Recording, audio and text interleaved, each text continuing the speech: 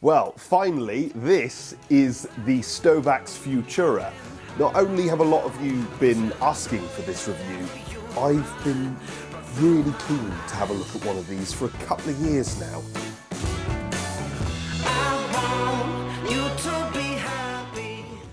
I don't really know why, but it's all about this air vent. From the moment I saw this stove, I was like, that just looks premium, it looks right. I know my car analogies, but it's like, you know, not like plastic with a bit of metal look finish on, you know, car air vents and that, or anything like that. When you feel something and it's like a proper chunk of metal, it just, there's something about it. And yeah, let's see how we get on. Right, let's light it up. Ignore the other camera, it's not there really. Same as always with these wonderful things, stick in some logs at the base, slowly get smaller. Could be tricky to get that camera out actually. Well, it exists. And we'll put that there, that looks good. Got a bit of a gappy creation there, that's sort of half the battle. Of course, a firelighter on the top.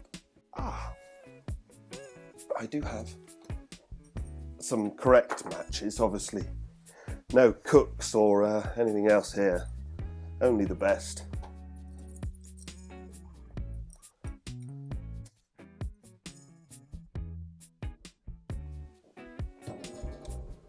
Okay, push the door to open the air vent by sliding it all the way to the right, and let's see how we get on. Well, that was phenomenally quick. 10 minutes up to temperature, and at this point I would simply shut the door, which, as I mentioned in the first impressions, is incredibly easy on this stove. Literally one finger. Lovely. Well, they make three sizes of this stove, the 4, this 5, and then the 8.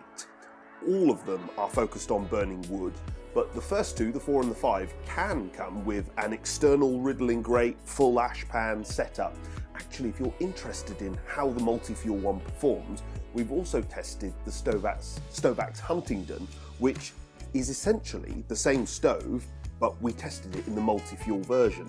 Underneath the whole sort of aesthetic facade of the stove, the actual engine within are identical.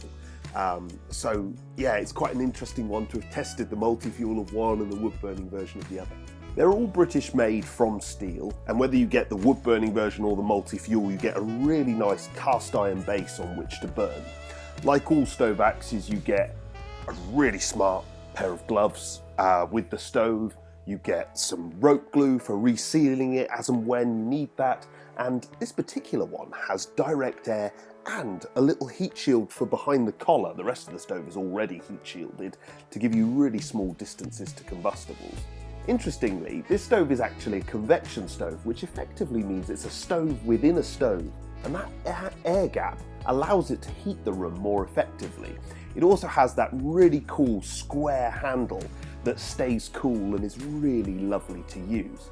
In fact, actually, drop a comment and let us know what you think of the design of this stove, because it was nominated for Best Overall Stove of the Year and Best Domestic Heating Product of the Year as well. So, also I'm a fan of the look. Well, for starters, this stove runs at 82% efficiency, which is really high, and it's got an A+ rating on the sort of rating scales as well. Obviously, it's eco-design, DEFRA approved. In terms of clean glass, clearly it can do clean glass. With good technique and dry fuel, this is easy. If you start pushing it a little bit further, I have run this overnight, got up in the morning, still clean on the glass, even leaving it for long periods and running it all week or a couple of weeks, I could still basically just keep it clean. I did once shut the stove, I was trying to trip it up, and if I put brand new fuel on but didn't open the air vents at all, you know, the fuel would never get going, it would never flame, and I managed to get it to all go black on the glass. But as you can see here, I then got the stove hot, and actually it cleaned most of it off. I did properly make the glass go black through doing that. So obviously don't do that in your home. You know, I've tested that to show you what not to do. But as long as you don't make silly mistakes like that, keeping it clean, easy as anything. I think the controls are going to be a real high point for this stove. First thing is this very unique square handle. Obviously it's boiling hot stove, and yet I'm not burning myself. So that's very convenient. The main control, I'm having a bit of a fanboy moment over. I really like the look, the feel of it. It's smart. It's also, bearing in mind this stove is permanently DEFRA approved, that's fully open. And we go to fully closed. It's not sort of deadening it right down, but the effect is immediate. It does exactly what I want, and it's more than enough to get this stove to burn for 9 hours whilst maintaining clean glass. I've fully closed it, the glass stays clean. So it's really well balanced. And as I say,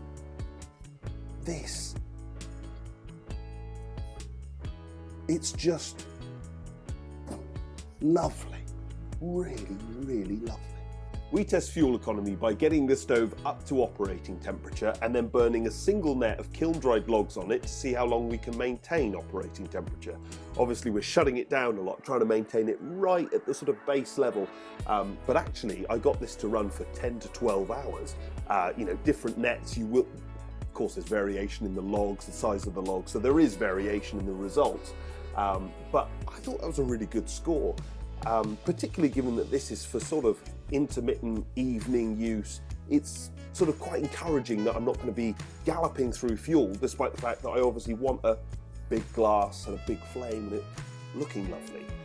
Throughout that time it stayed perfectly clean, and even when I run it overnight I was able to get it to burn for 9 hours with it staying clean, and able to relight it again without any sort of, you know, kindling or, you know, just small logs, leave the door ajar and off it goes again. Well, the control gets a little bit hot, and it's not sort of fully shut down because it's DEFRA approved and you can't remove that.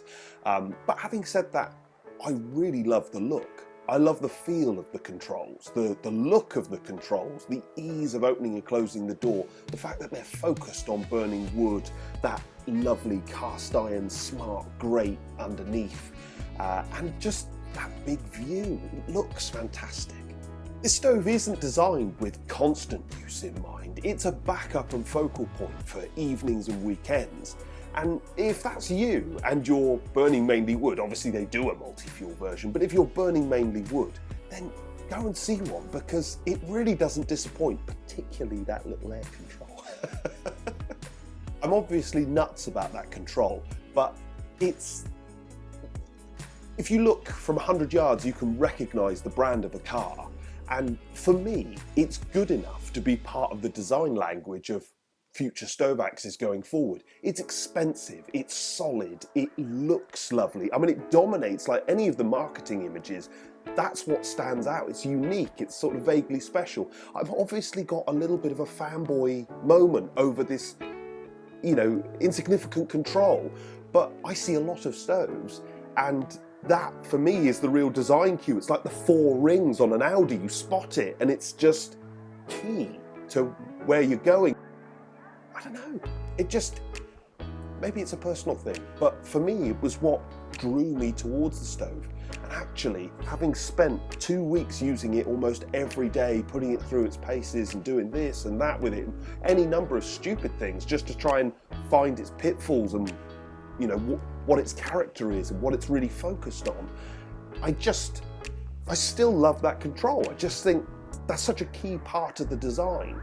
And obviously it's a very clean, contemporary, smart look.